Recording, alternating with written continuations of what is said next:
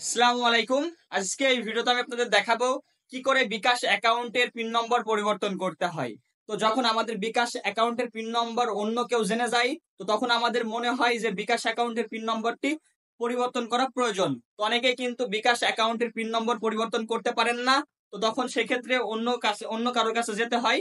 তো এখন আর অন্য কারোর কাছে যাওয়া লাগবে না, আপনি নিজে নিজেই আপনার বিকাশ অ্যাকাউন্টের পিন নম্বর পরিবর্তন করে ফেলতে পারবেন।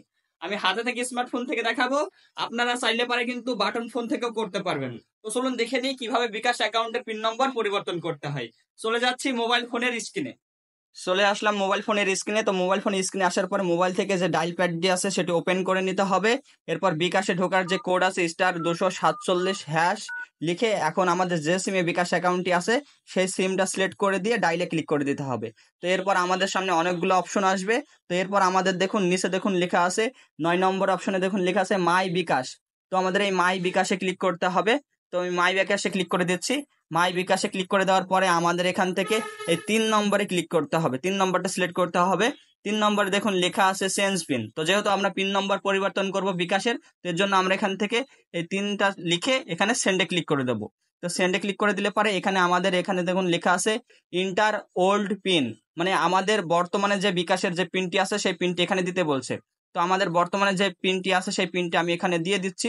পিনটি দেওয়ার পরে এই সেন্ডে ক্লিক করতে হবে। তো আমি সেন্ডে ক্লিক করে দিচ্ছি। সেন্ডে ক্লিক করে দেওয়ার পরে এখানে দেখুন লেখা আছে ইন্টার এ 5 ডিজিট নিউ পিন। তো এখন আপনি নতুন যে পিন নম্বরটি দিতে যাচ্ছেন সেই পিন নম্বরটি এখানে দিতে হবে। তো আমি এখানে আমার নতুন পিন নম্বরটি দিয়ে দিচ্ছি।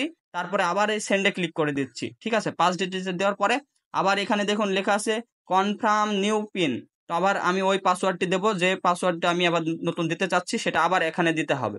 এরপর আমি যদি সেন্ডে ক্লিক করে দিই তাহলে দেখবো আমাদের পাসওয়ার্ডটি সাকসেসফুলি কিন্তু চেঞ্জ হয়ে গেছে।